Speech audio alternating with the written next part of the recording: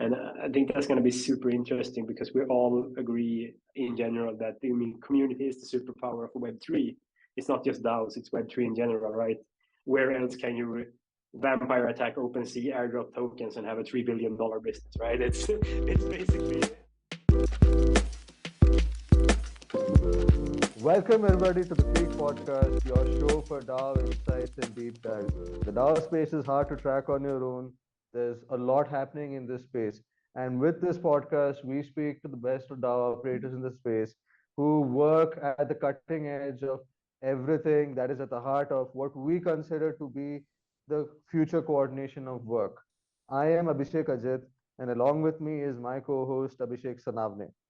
Hi Abhishek, how are you doing? Hey man, all good, all set. Oh yeah, today we're all kind of excited here because after a wonderful episode with Marco from Polygon, he was so excited with the way things had gone that he was like, we need a lot of the Polygon team over here. And since we've had interactions in the past, also I was so stoked to have Tommy Olofsson from PolygonDAO over here. He is kind of the operations lead for PolygonDAO. Uh, PolygonDAO needs no introduction here. It kind of is running the village program and supports a lot of programs that is built on top of Polygon. But let's stop a bit about Polygon here. It's all about Tommy here. Hey Tommy, what's up? How are you doing? Hey man, I'm all good. I'm all good. Excited to be here. Oh, Talking fantastic. Oh, beautiful, man. Beautiful. Looks like we're all enthusiastic to get this thing rolling. Everything is good. It's starting to become autumn in Sweden, so it's like 3 degrees outside, and we're heading into winter. Oh, wow. Yeah, let's hope this crypto winter is over soon, so we can go back to just vibes, right? Yeah, absolutely, man. I don't think the weather is going to be any trouble, right? In spite of all of what is happening outside, vibe's still going to be strong inside, right? We're just going to kill it that way. Sure. Talk to me, Tommy. I mean, besides the work that you've done with Polygon, you've got a really affable presence around you. How did you kind of get into this chaotic world of DAOs, and what kind of connected you with this whole thing? Yeah. I mean, I have a background in corporate finance. I decided to go from extreme structure into into chaos, right? Into DAOs. But yeah, as I was working as a business controller for a large cap company in Sweden, and I was doing crypto investment, free time, listening to podcasts, investing some, and then I went on my paternity leave with our second child here, and I just needed something to like stimulate my brain, right? And then Bankless launched their DAO.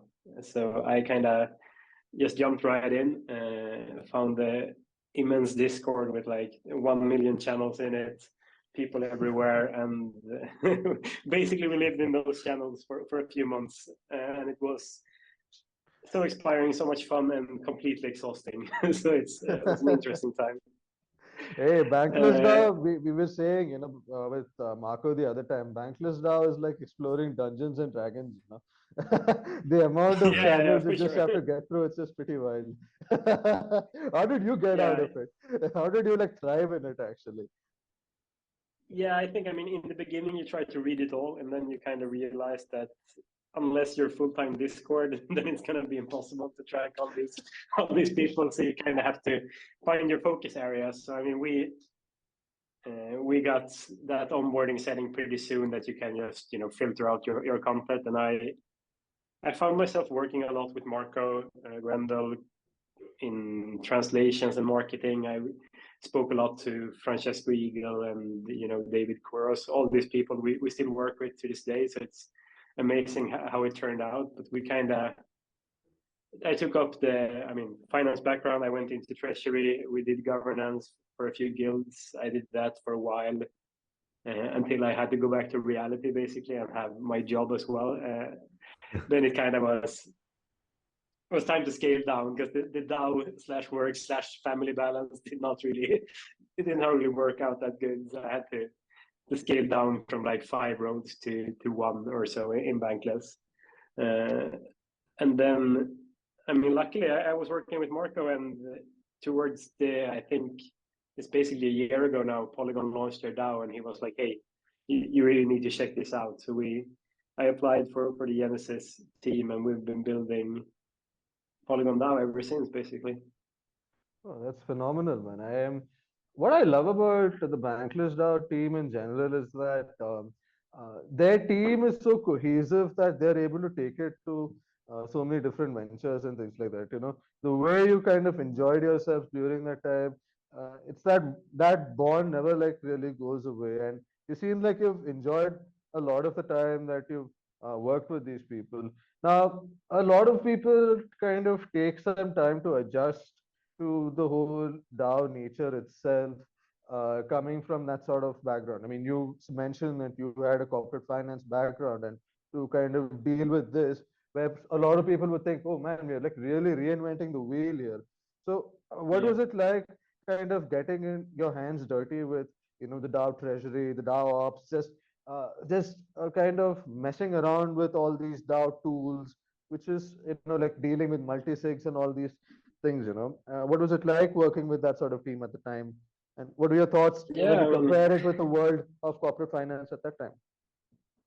yeah, I mean, of course, it's completely different. Corporate finance is very, you have your shareholders, you have your bosses, and you do kind of work inside your box. And those are kind of turning that upside down. Like, yeah, what do you want to do? And like, okay, I'm not sure how to react to this.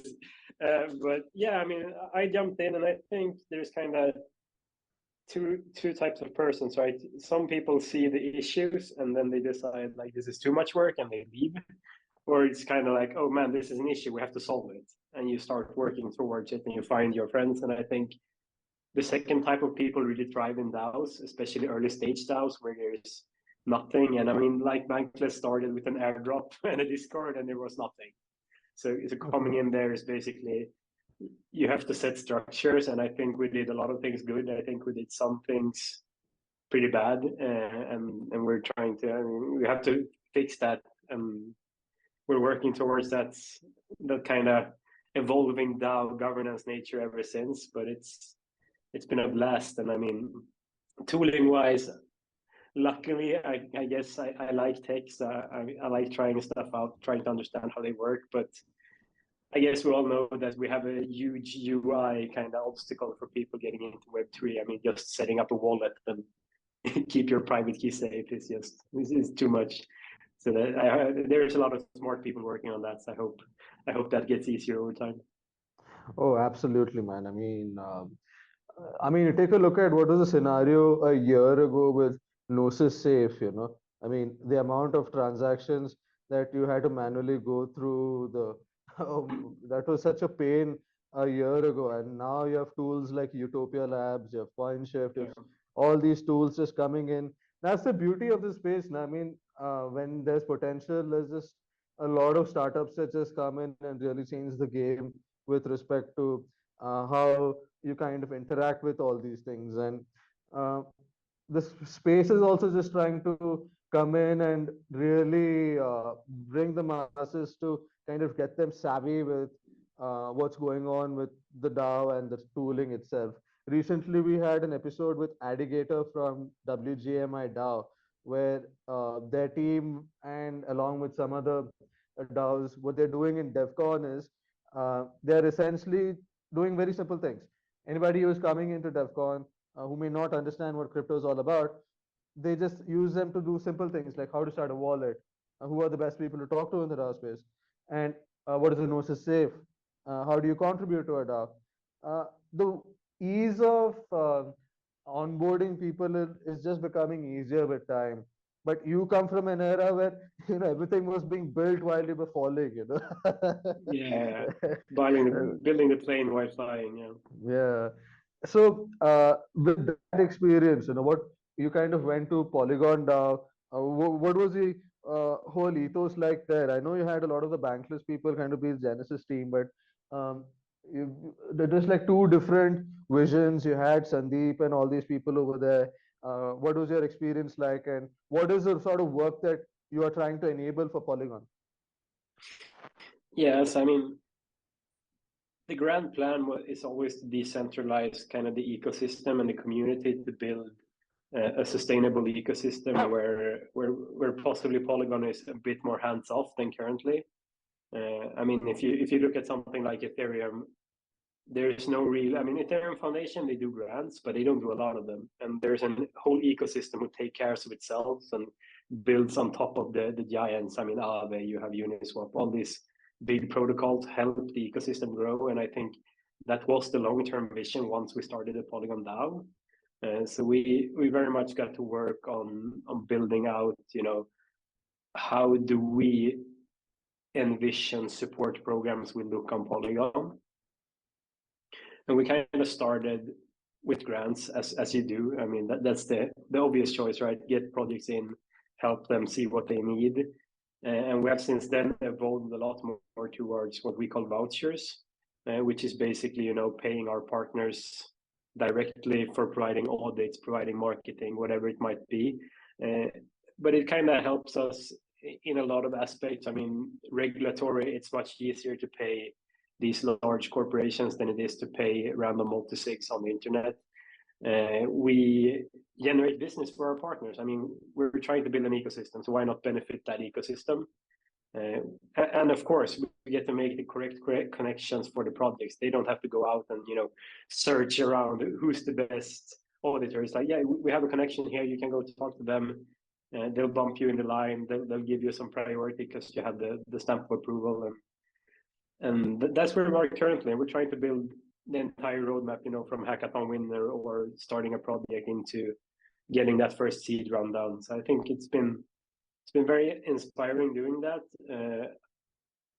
It's big. I mean, since we don't have a real governance procedure, we're starting to get some with ID. It's been less of the kind of governance that work than it would have been in Bankless, and more of the ecosystem support and the vision for how do we imagine DAO space looking on Polygon, which is also super interesting. But you kind of approach it from a different set of rules than you would in a let's call it true DAO. So, Tommy, you said that there is no proper governance structure in place right now. So, what is the current, you know, way in which things are operating? Like, is it like from a centralized top-down way? Like, are you operating, or like how's the structure now? Yeah, I mean, the core structure is for now. I mean, we have Polygon funding us. We have a core team consisting of people employed with Polygon. And so it becomes a Polygon structure where we have a clear kind of. I mean, we give people a lot more freedom than you probably would if you run it as a pure company, but it's still, we have to adhere to, you know, brand restrictions. We have to consider the Polygon brand, since we use that brand in our DAO name. It's kind of obvious that we have to take care of that. And as soon as you kind of start imposing these limitations, you get a more top-down. I wouldn't say we're very top-down, but a more top-down structure than you would in DAOs, where you probably would call it more like pods. So I guess the difference is that in the Polygon DAO, the top layer is not a distributed token governance. It's more like a team making decisions on what projects to fund and run. So I mean, mechanics are the same, but the user governance is more centralized than it would be in a true DAO. I think we're getting there. I mean, we've been running a few ID competitions for, you know, one example, of course, is what projects should we give grants to, right? Or support to.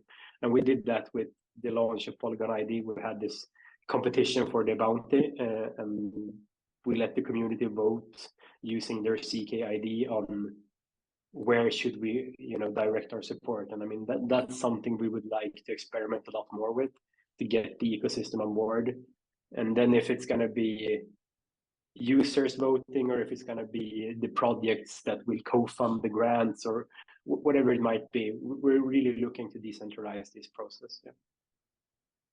I really see a lot of scope for that happening, you know, because the Polygon, the core team, and you have the broader Polygon on top of it, you know.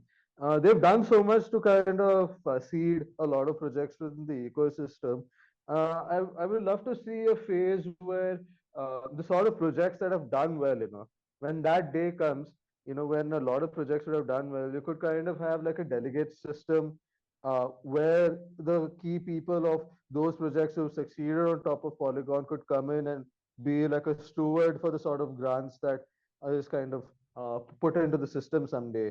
And because those grantees have kind of done very well, taking the grants or something, probably some sort of pool, I mean, the sort of pool that Polygon kind of gives in, if they could also kind of chip in, then it could become like a community run fund that could kind of become very sustaining beyond what the Polygon layer 2, the whole team's kind of trying to do. And in that effect, it becomes like a really self-sustaining uh, uh, community that can help a lot of projects out and probably takes out a lot of the burden from you, the Genesis team, as well. And I would love to see that day happen. Yeah, we would love to as well, and we're hoping it's gonna get there. And I mean, vouchers is kind of a step to that direction, right? We get the successful projects to get discounts or free or whatever it is. At least they kind of give back. I mean, sure they get business, but they also give back at the same time. And I mean that's the entire point, right? It has to be beneficial for all of us. Absolutely, man. And I'm really looking forward to that. The sort of work you've done in enabling a lot of these projects. Forget layer twos. I think even layer ones struggle to kind of beat that. With the level of way in which they support projects and the sort of hype you kind of create around Polygon. Great work done by them. Now let's get to the heart of why we are here. For our listeners who may not have heard before, uh, Tommy has a real fascination for this topic, and that's exactly why we've kind of decided to come in and just vibe over this topic. It's about a theme that's kind of popping up because of the bear market also, but we kind of believe in what this whole uh, DAO theme is all about. So we just wanted to talk about it and vibe a bit. It's about social DAOs. Are they becoming viable in the current nature that they are? How can you kind of make it more sustainable, and how do we harness this community, which is at the heart of every DAO as a superpower, to align it with a long-term future uh, for this revolution itself? DAOs that come together because people just want to work together, they want to just vibe together. How do you make this thing more sustainable? Tommy, let's just go back a bit for a while. What do you think are social? I mean, what is your opinion of what social DAOs are? Because it's so subjective, and how do you think they've evolved with time, and why do you like it so much? Yeah, I mean we can probably define them as DAOs without the protocol, right? I mean, so you separate the banklets from the maker DAOs or the Uniswap DAOs, and just I mean there is no, at least at formation, no clear kind of revenue goal, or at least not, how do we generate revenue at any point. Because I mean, if you form a protocol DAO, you have a protocol that's supposed to generate revenue back into the DAO. When you form something like Bankless DAO, you have a mission that you want to onboard 1 billion people into crypto, and that's very, very different. And I think it's extremely fascinating to see how uniting around that kind of mission and vision of all the members, and trying to convert that into a real organization or a real business. And I mean, hopefully we'll see social DAOs that sustain longer than the core token investing, right? And to do that, you kind of need to at some point pivot towards how do we sustain a revenue base to support our contributions, basically. And I think that's going to be super interesting because we all agree in general that the community is the superpower of Web3. It's not just DAOs, it's Web3 in general, right? Where else can you vampire attack OpenSea airdrop tokens and have a $3 billion business, right? It's basically it's what builds this entire ecosystem, and what separates it from Web2 is community. So I think it's super important that we think about these topics and try to sustain for a longer time, because I think, I mean, we were even kind of on the line to it earlier when we discussed all this treasury tooling. They are all free. Some of them even subsidize gas. That will change at some point. These people, they also have to make money, right? And for DAOs to maintain usage of them, either they have to pay, I mean, to use them, or they have to pay in data. In some way, they're going to have to pay for all these tools, and it goes back all the way to like, then the DAO needs a revenue base. Otherwise, no more toolings either. I mean, it has to be sustainable. Absolutely, I mean, this is a general comment for not just social laws, but any sort of organization that's looking to thrive in this space. This whole DAO concept started not because of the need to make money, but because people wanted to explore how work could be coordinated in a decentralized fashion, how people could kind of come together across the world, um, pool in money and kind of make an impact with whatever they did. That was the whole intent with which they started, and uh, it's been a fascinating thing to see. At least for me personally, um, the way DAOs could just shape up because of very simple things. Just kind of this whole social DAOs. What it means to me is, uh, I mean, my own uh, runway with Scribe DAO. As I said this before, also for listeners, uh, the whole concept of Scribe DAO started when Zero X Jim just decided to put a tweet out saying that, my God, there's so much content out there.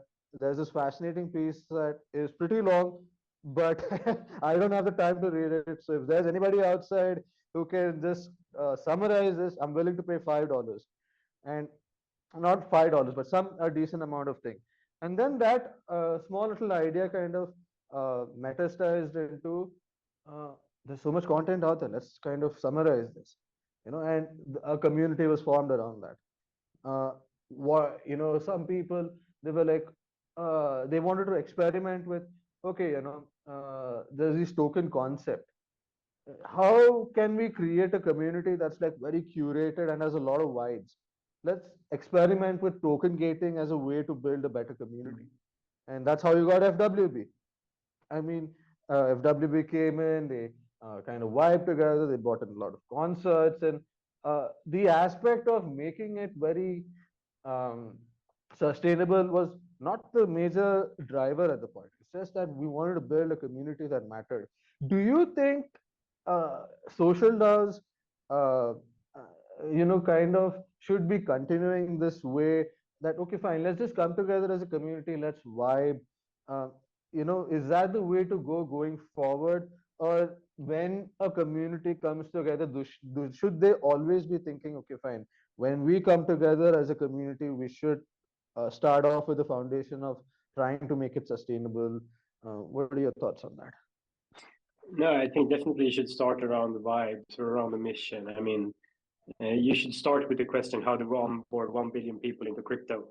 And you don't have to think, how do we sustainably do that? I mean, that will come later. You will buy yourself runway if you're good enough at what you do to make sure that happens. I just think on a higher level, the people involved in setting governance, the people, I mean, the communities that form has to have a governance at some point, because I mean, it's fine when you get together that core team of 10 people, you can vibe, you can do whatever, but when you're starting to grow, when you're 100 people, when you're 200 people, I mean, there will be so much friction in a community that even if it's just summarizing text, it's going to be a lot. I mean, who's going to get that task of summarizing this piece who's worth $50 compared to the other piece? And there will be a lot of questions that needs to be answered in a way that makes sense for the entire community and to maintain vibes, right? So I think definitely we should never form a social DAO with the goal of being, I mean, the pure goal of being a business, because then you fail.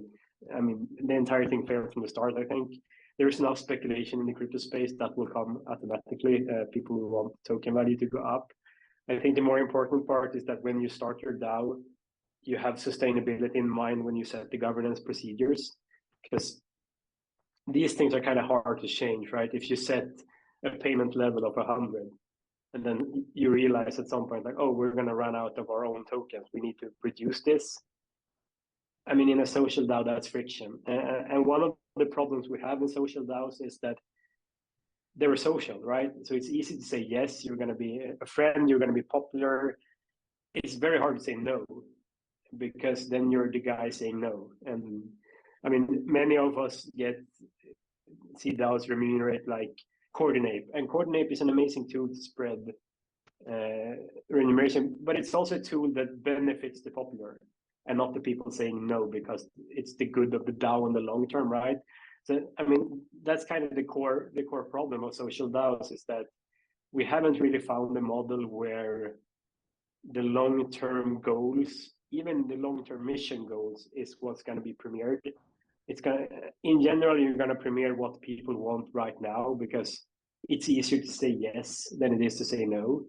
And I think it's very important. And I mean, this is hard in all kind of settings, to get people to be engaged about the governance. So you have to do it early while you have that kind of core that's all mission driven and aligned. You have to set, how do we do this long term? Because once you're at 6,000 people, you're never going to have a quorum to start discussing about how do we change governance to align with the long term. I mean, people won't read this, basically. And you have to get people engaged early on to set these principles on how do we sustain our DAO once we can't really count on our token just coming from that contract, just feeding us money. And I think, I mean, most DAOs and most communities would like to be more than gated clubs once that happens. And if you see your DAO existing over, I don't know, say a vesting period of 3 years, then you need to start thinking about these things. At least, I mean, after 1 year, you should have some kind of vision on how do we sustain this in the long term. First half a year, I mean, go vibe, build whatever you want to do, see what sticks. But after that point, I think it's important that you come together as a community and somehow discuss the topics of, you know, long-term governance, long-term funding, and kind of revenue generation. And of course, I mean, a community, say, I mean, we can do friends with benefits or bankless. They can always sustain on basically selling to their contributors, right? You can have your newsletters, you can have your NFT sales, your merch, you can have, but I'm not sure that's the way you want to drive all communities. And especially, I mean, if you don't have that strong brand, you can't really drive your community that way. You need to find some other way of revenue generation. And if you, I mean, many DAOs fund a lot of projects. That's what they do, right? And they see what sticks. But if you don't say at an early stage, like, okay, we're funding all the projects. Some of them are going to be infrastructure. They're going to be needed. We need guilds. We need people working to coordinate our talent. But we also have this NFT project that we're funding. And I think if you don't set the parameters, like the boring stuff, right? 10% of mint goes back to the DAO. Royalty, we need 50% cut over the lifetime of the project. If you don't do that early, are you going to come back to these projects later and say, like, yeah, right, we funded you, but now we would like to get paid? That is going to be an incredibly hard conversation to have. You have to go back and you have to look at agreements. So it's important to think about these things because once you fund something, it's so much harder to change.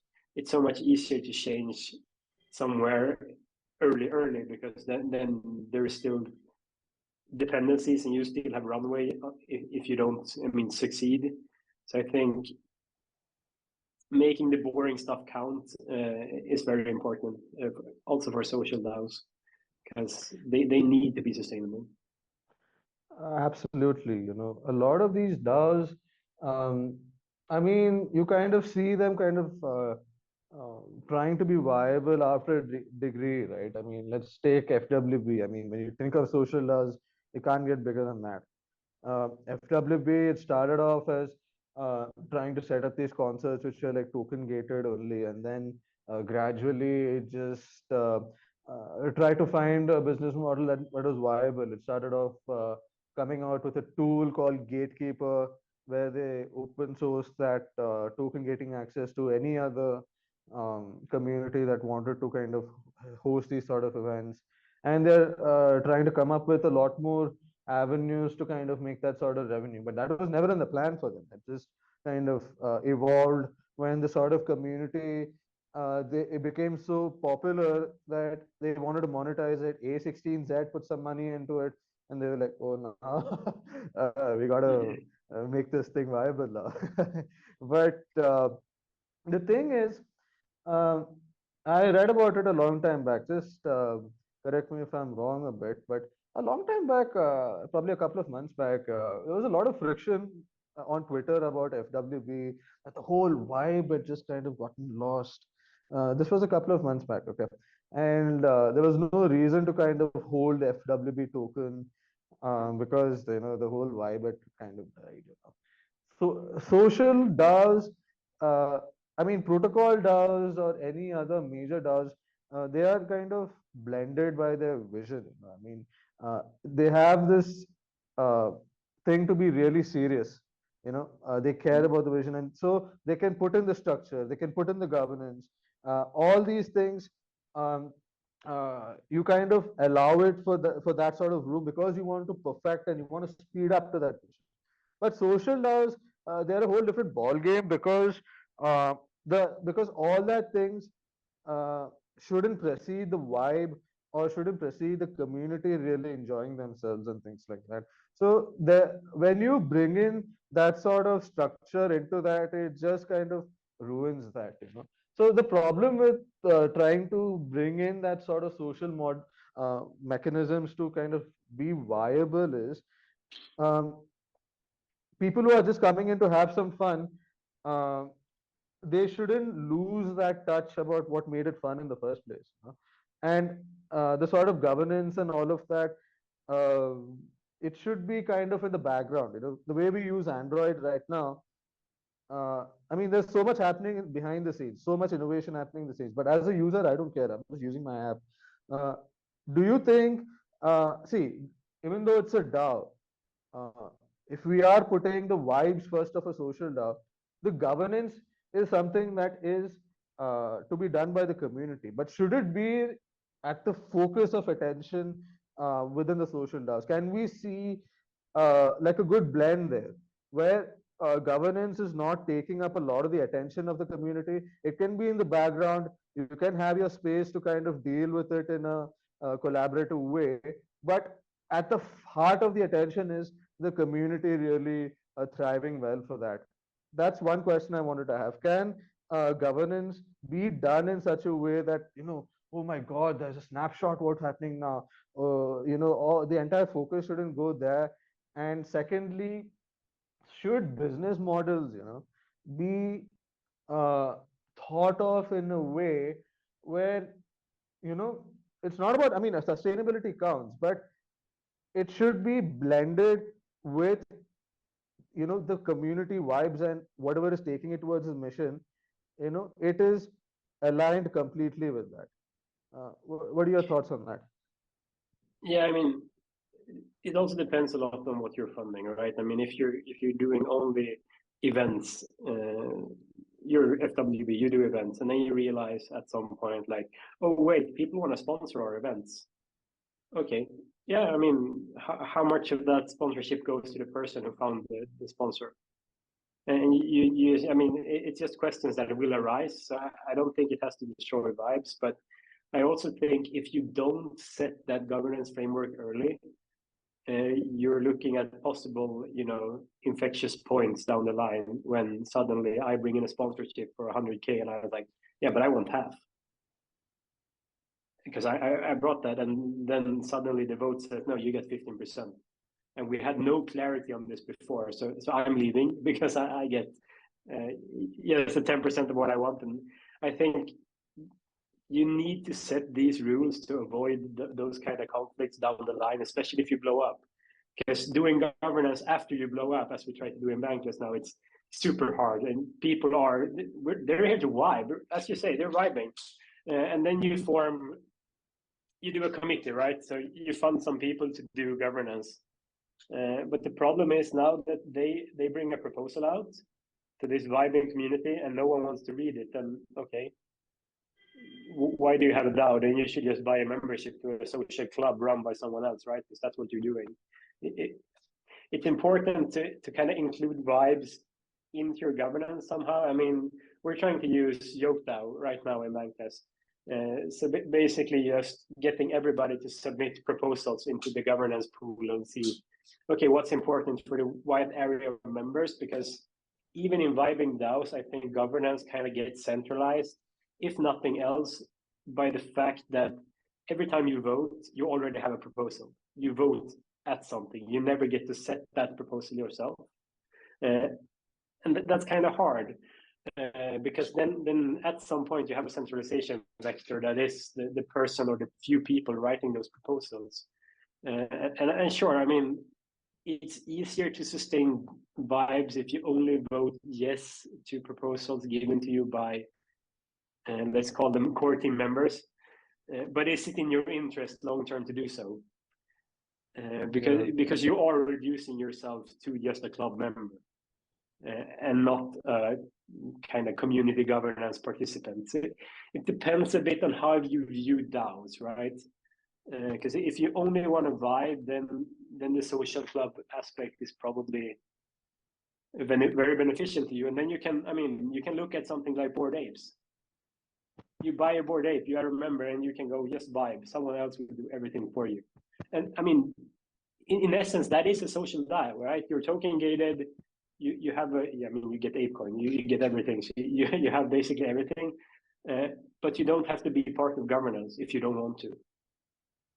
And I mean, that's fine. But if you start a social DAO, you become a member or a contributor even. It's very important that we as a community make sure that this new kind of coordination of labor includes governance, not just as a right, but as something that you're supposed to do, right? Because I mean, otherwise we're just companies with voting shares that no one really cares about. So I think, and I guess it comes back to doing this early, right? Because if you have your very committed core team setting this up in a way that you don't have to focus all your time on that snapshot vote, maybe it happens once every quarter or season, whatever you want to call it. You have to go in, you have to read like, okay, we're suggesting we fund these different projects, they do this, and this is the remuneration, this is everything. Then yeah, I mean, that should be very possible for everybody to spend those few hours and make sure that the election process of these different teams are what's needed. So I think it comes back to, if you manage to do things right at the start, governance will not be something you have to focus a lot of time or energy on. You can focus on vibing in this area of this organization that you like. But I mean, just like we're part of nations and most of us have elections, right? See, once every 4 years or so, you actually have to make a decision on where we're going. And I mean, personally, I think we kind of failed because it doesn't really make sense, the political system to me. I think we should ensure that DAOs is not that the contributors have more say in every day if they want to have than what we do. But it's important, as you say, to find that balance between governance is everything and governance is something we do to sustain the vibe, right? So I think, I mean, that's somewhere where I land. You can't really have freedom and vibes without the responsibility of governance. Unless, of course, you want to be the club member, then you can go be a club member, and that's totally fine. The way I see it, I agree with you. A lot of DAOs, you kind of see this voter apathy. You don't see a lot of participation coming from these DAOs. So why call yourself a DAO? There are a lot of these questions. At some point, you see a lot of these voters, a lot of these community members don't actually participate because, man, a lot of these decisions are too complex. I mean, there are a lot of votes on treasury proposals. There are a lot of votes on, okay, what to do with the Jokta contest, and there are various ways in which sometimes it's just too difficult for a guy who is just trying to participate to make it matter. So besides just considering this as a participation where you see that, okay, rather than have the community come in and participate like most of the time just to kind of see that number that, okay, all these people are participating in governance, so it's decentralized. Rather than see it in that system, should we try to should social DAOs kind of keep things simple, like as you rightly mentioned, uh, you should have a degree of governance to maintain that. Without that, how are you going to run things sustainably? Should social DAOs or DAOs in general kind of have like a minimum viable governance or something like that? Very simple things that can kind of ensure that there's a degree of governance, that you have a major chunk of the community participating in. It's simple enough that okay, it's getting the job done, but it doesn't become too complex where a lot of people just tune out or things like that. How do you kind of Yeah, make uh, and another thing that makes me think is, um, one is, do social DAOs start thinking of a minimum viable governance, and two is, um, do we start allowing for that sort of alignment of incentives to come in for governing that way? uh, I've never seen uh, a governance being done in a way where, if you, as some say that, okay, Tommy, you're voting on a snapshot proposal, okay, and down the road that proposal turns out to be a good thing for the community. What do you get for it as a voter? You know, we've never seen that sort of experimentations with snapshot. There's never been that sort of accountability, and that's the problem with elections. That's the problem with uh, any sort of election itself, where there is no alignment for the vote you do. So if you have these sort of social DAOs and you make a vote, then you should be rewarded if you've made the right choice or not. Do we start to have that sort of experimentations with uh, governance that way? Because sometimes people feel, like, why does my vote matter? Whether I give a yes vote or a no, it doesn't really matter. Maybe that's why the whole apathy comes in. So minimum viable governance, making it easy, having some sort of education, and kind of aligning incentives with the right vote. Do you think these three could kind of shape how uh, DAOs could be sustainable in the future, and even so social DAOs for that matter? yeah. I mean, I'm a big fan of the kind of pod slash decentralized entity structure that DAOs have, and I think that's a way to at least make governance more important to you, right? Because if we take some protocol that we take MakerDAO, I think they do this. You have the one decision on top, whereas the whole DAO decides what pods or projects do we fund, right? And this is once in a while. You have to fund it, and you can have a governance pod which will suggest governance for the rest of the DAO, and that's fine. So you vote to fund it, and then you go down and you have your sub treasuries, right? Your sub DAOs or projects, and I think that's where you should have the governance for the day-to-day members, because that project should be, I mean, if you're in a DAO contributing to a part of the DAO, hopefully you want to be aligned with the governance on that level, the level that you feel committed to. And so I think that's where you should have the more say and the more governance. So you should have as little as possible on top, basically, what's our mission? How do we fund? What do we fund? Everything doesn't make sense. So it needs to be a selection. But I think that's where you make it interesting, right? So you have, I don't know, we have a writers guild because people write to write. Okay, so as a writer, what that guild does with its funding or what decisions we take is very important to me. And probably I'm way more engaged in that governance than I would be in, oh, here's a treasury proposal. I don't give a, I like token value go up, but I don't care about our tokenomics. I can't really have an input on tokenomics. So I think that's how you do governance in a way that makes it more interesting for the everyday member. And hopefully, I mean, you can find a solution to get that vote on the top level to be fair. If it's quadratic voting, if it's one person, one vote, I don't know. But maybe you have the token voting we have now on the top level, and then in the respective projects or guilds, you go to one person, one vote using ID. And you might even do a reputation layer. I guess Marco spoke a few hours about reputations on your episode. But I think that's where we're heading, and I think that's the good way. I think in those working groups, whatever you want to call them, one person, one vote, maybe with the reputational layer, makes a lot of sense because then your vote matters as much as everybody else's.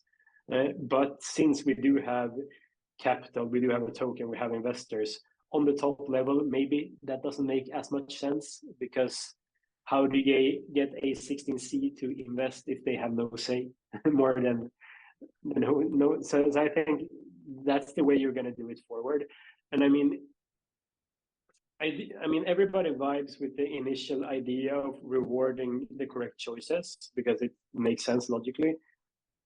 But you also will have this tendency for people to wait and vote for the option that makes, that looks to win, right? Because you want to get that reward down the line. So you're rewarding the winning vote. You should probably reward participation, or you have to kind of be able to slash at some point if the outcome of the vote is bad, right?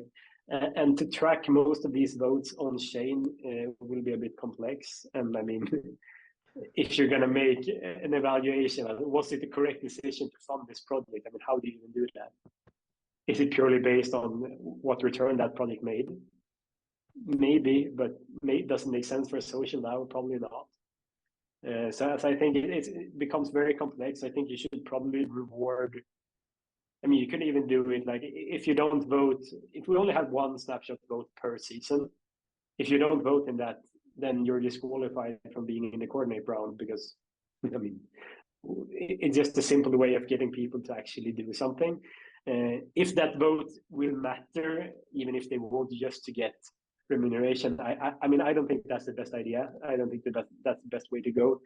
I think probably you should look at the reputational layer here and see like, okay, these users, they submitted proposals, they voted, they had comments on the forum, and not just the okay, good comment, but I mean, some decent kind of comment forum. And you should kind of make the reward of being a participant that your vote will count more in some sense. And I mean, you can experiment with this endlessly. If you want to vote on other departments' votes, maybe you can because you're a member of this DAO, but your vote will be worth way less because you're not dev. So why are you voting on the dev problems, right? You should be able to participate and vibe and express your opinions, but maybe the full stack dev should have a bit more say than me on a dev matter. I mean, probably, right? So I think there's a lot of ways to explore here. Flat out rewarding voting, I think, is a slippery slope in many senses. I think participation, we've seen a lot of DAOs, reward participation. If you voted on Snapshot this many times, you got extra airdrop, whatever. This has happened, and I think it's very common in gaming DAOs and NFT DAOs to do this. And I mean, it makes some sense because you want an active community and you reach quorums. So it's good in that sense. I'm not sure it's good in a governance outcome way or not. But I mean, I think as soon as you use your decentralization as an advantage to break down these autonomous pods that gets the funding and then they can work with that funding, you open up so many possibilities of bottom-up governance. And I like to use YokeDAO as the example because David is a gigabrain. I love what they're building. And I mean, the concept of forking proposals to pass quorums is super interesting. So I make a proposal. We have 20% alignment. But you both agree with the underlying principles, but you don't agree with the budget or the timeline. So you fork it and you make a new proposal saying like, if we do this, but we change the timeline to this, then I agree. And then we reach the 50% quorum. So you will have this more fluid governance that's allowed to change based on opinions. And of course, if you try to do this with 6,000 people, it would be a horrible experience. But if you do it in a pod with 20 people, then it will make a lot of sense. And you will actually get that kind of recorded governance that's not just a Discord thread, but actually, kind of, I see what you're doing, I take your proposal, and we make these tweaks. And if you agree, we can vote it through because now we have a quorum, right? So I think that's probably the future way to go, and to make sure that you reach alignment. And I think once you get going on-chain voting and maybe even waiting, you will have a lot of interesting insights, not just the forking parts, but maybe you see that when you do a DAO-wide vote, you have, I mean, we have 10% of contributors voting 100% for this proposal. That's the only proposal people voted 100% for. So apparently they feel super strong about this proposal. Maybe it makes sense for us as a DAO to explore it, because I mean, there's individuals feeling super strong about this proposal. So maybe we fund it, even if it's just 10%. Maybe we let them spin it out as their own pod. We give them a one-time funding, and then they can spin off and do their own things. But I think this kind of breaking down governance will get you so much freedom inside the pods to experiment with these governance structures. And I guess also that if you try to do social DAO governance as a whole DAO, you will end up with something looking like a corporate, and you will definitely lose your decentralization advantages. You need kind of to not have voting fatigue, and you need to get it out into these pods to be subject matter area experts and small DAOs of their own, where they can do their governance and they can really focus and work in a very fluid and non-centralized way. Absolutely. You have kind of detailed a lot of methods by which you've kind of outlined how you've tried to make the aspect of governance in a very decentralized and a much more engaging way. And the whole aspect of the experiments with JokeDAO and trying to make it engaging and allowing a lot of people to come in and vote also. That's pretty fascinating that way. The sort of experiments done is going to be the foundation for laying that sort of governance that future DAOs could kind of pick up and easily have that framework when they have to come in. I think a lot of the issues the thing, what I love about the DAOs of this time is there's a lot of effort that's put in by the stewards, by the people who want to kind of allow for governance. They understand that governance is flawed, and they all spend a lot of time focusing on the governance part, trying to make it as engaging as possible, because the science of it all is so nascent. But it begs a question, let's see, when you have the communities coming together, for example, FWB, okay, they want to kind of make this community a very viable community in terms of vibes. They want to keep having these concerts and just stay together as a community. Where a lot of DAOs, I mean, even though I find the governance experiments fascinating, don't get me wrong, where I feel a mistake is done with a lot of these communities is more time is spent on getting fascinated by the experiments of the governance, the experiments of the onboarding. So much articles come out on Mirror. So, that the core alignment with the mission is missing.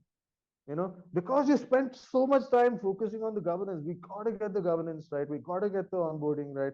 That the core aspect of, okay, let's make events happen that, get people vibing. Let's, if if you're trying to buy golf courses, let's try to make some money to buy the next golf course. Let's try to ensure that people have a great golf match. The entire half the energy is kind of lost with the experiments itself, because it's so fascinating.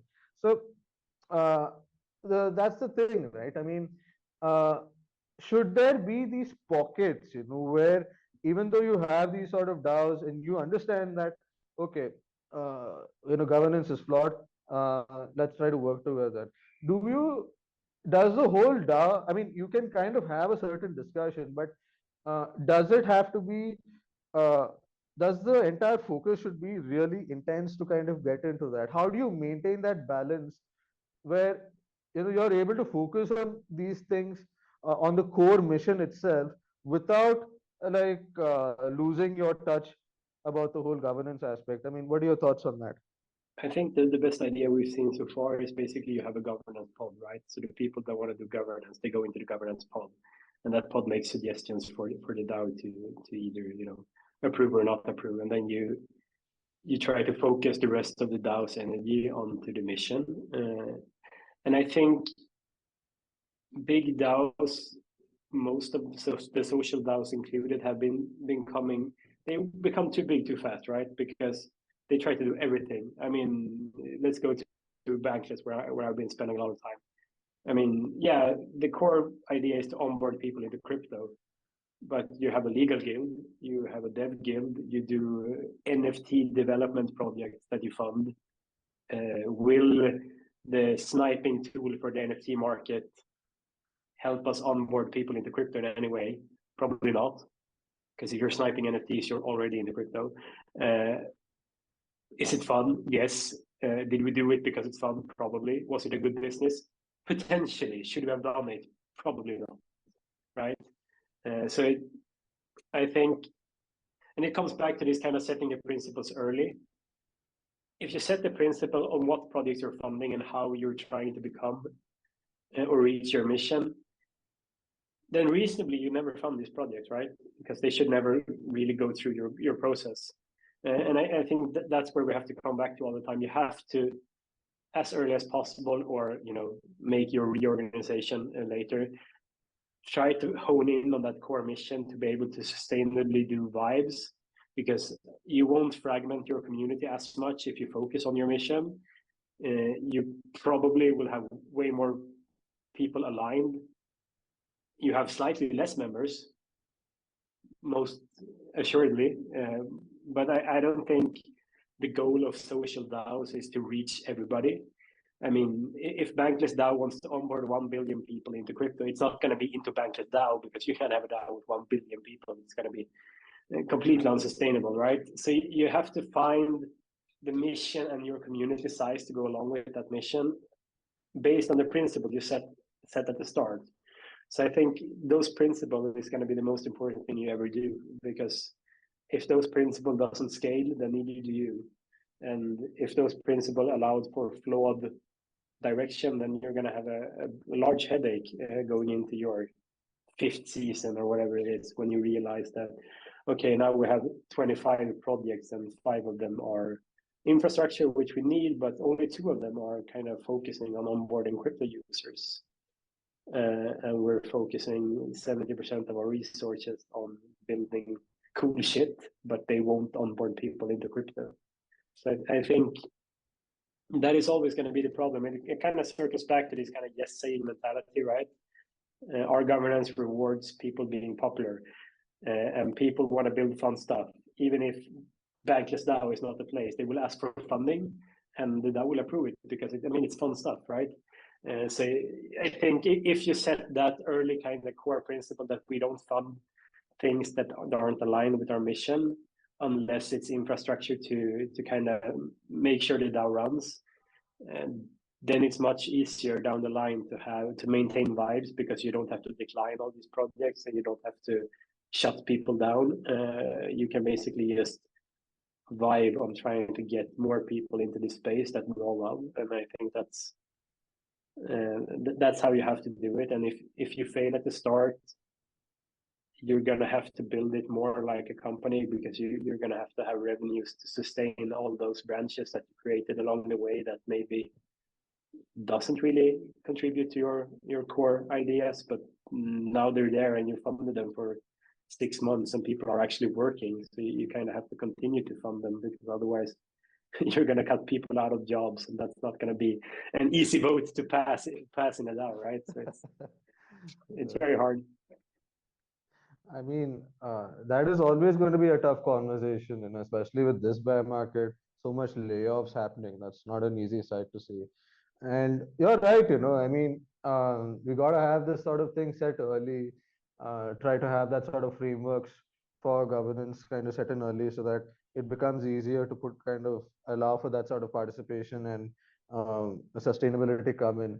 What are the the thing is, especially when you have communities built around these non-protocol like stuff, they would rather just kind of try out things that have been successful in the past, that sort of frameworks, and just apply it and probably iterate it according to the mission and what's working for their community. We've seen you yourself have outlined so many experiments just a couple of minutes back about Jokta, about these things. what has actually worked within these communities? I mean, what you've mentioned gaming communities, NFT communities. Where do you think the most alignment has come with the community, the most participation has come, that okay, later down the line you can kind of say, yes, this has worked for the community, we can try to replicate that a bit. Yeah, for social community DAOs, I don't think we know, right? I think it's very hard. For protocol DAOs, it seems to be this sub DAO / pod structure that's working best, because that's allowing them to scale much more. And I think, community is still in the experimental phase. The hard part is that community is the superpower, but we also have to have community engaged, right? Because we're driving all these people vibing, aligning to a mission, creating something that it's so big and so kind of awesome as, Friends with Benefit is definitely awesome. Bankless is awesome. And this comes just from a bunch of people aligning on a mission. So I think the important thing, as you also mentioned, is to keep that vibe, because if that vibe dies, then so do you. And I think not becoming too big is definitely part of that, because it's very much harder to vibe with 6,000 people than it is with 500 people. But coming back to what's working, we don't really know, and I don't think we really see a lot of these really decentralized organizations happening, right? Because again, people tend to underestimate the degree of centralization in the DAO, I think, because I'm guessing that you can find these core groups in most DAOs that do most of the proposals.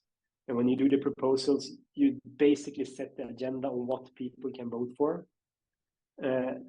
And then, even if they vote no, they couldn't vote for something else. So you have a problem there. And I think moving as much as governance as possible down into these sub-DAOs or these pods is a step towards the right solution.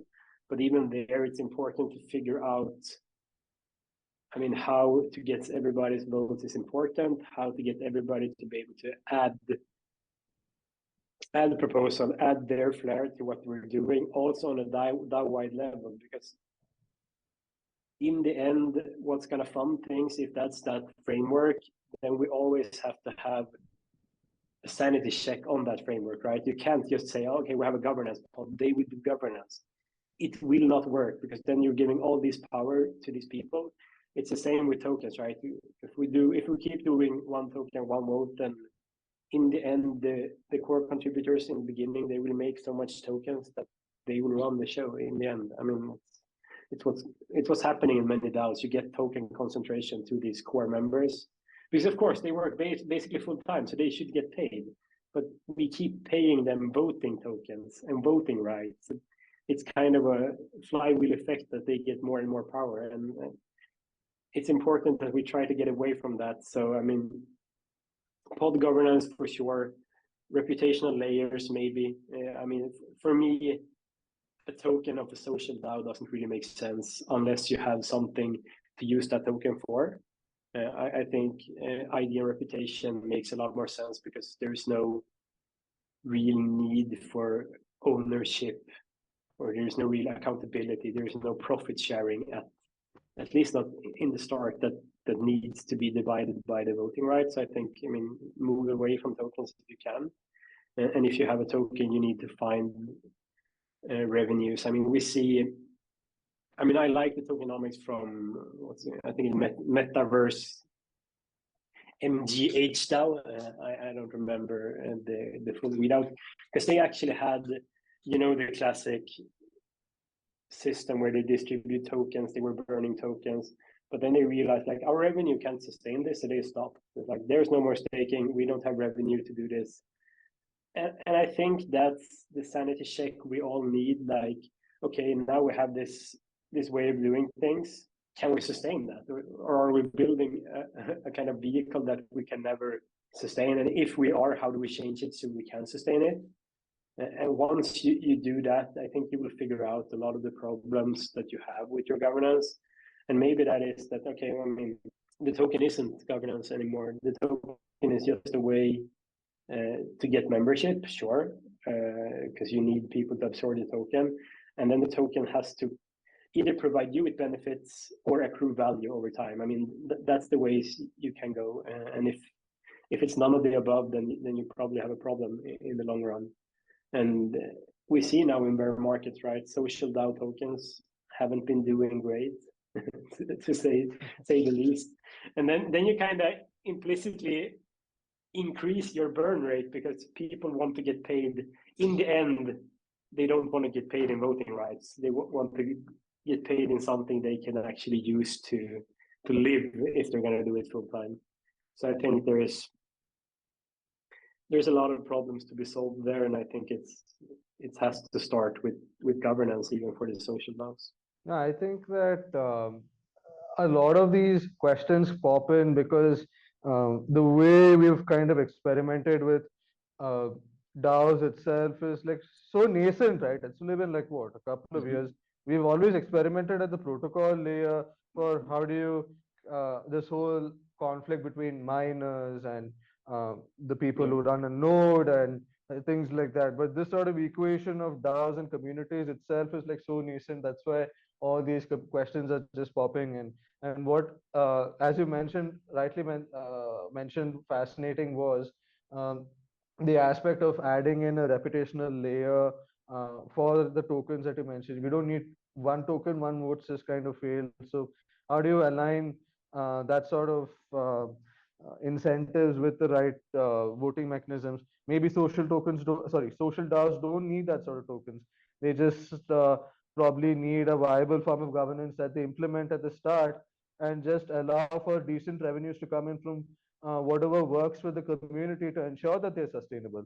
They don't need that sort of pressure coming in from a VC to really scale up their revenue rather than what's in the best interest of the communities. And if you kind of have the right stakeholders come in that way, with coming in with a minimum viable governance that's kind of working, which is what you guys are trying to make sure that happens. You're trying to experiment with all these frameworks to ensure that later down the line, these sort of DAOs won't have to face that. And even your own DAOs that you're working for, you achieve that decentralization that enables your community to thrive.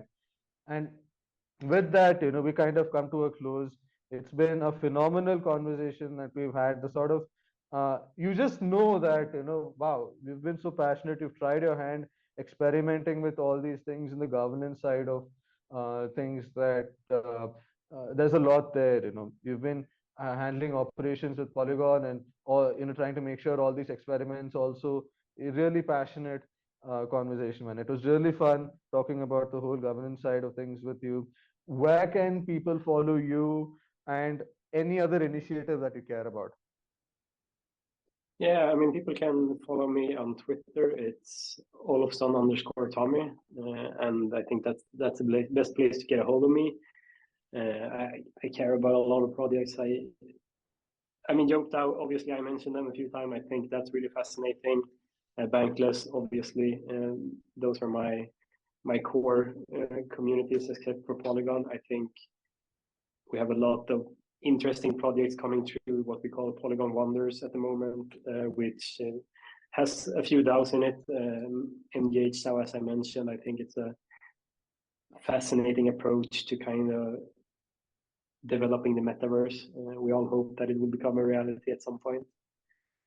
So I think definitely there. Always love to talk DAOs. So if you ping me on Twitter, I'm sure I'm game to talk, and it's been a blast being here. And I guess we can end with just saying that, so social DAO tokens without any revenue is basically a membership card. And then you can just have a membership fee, and then you're all done, right?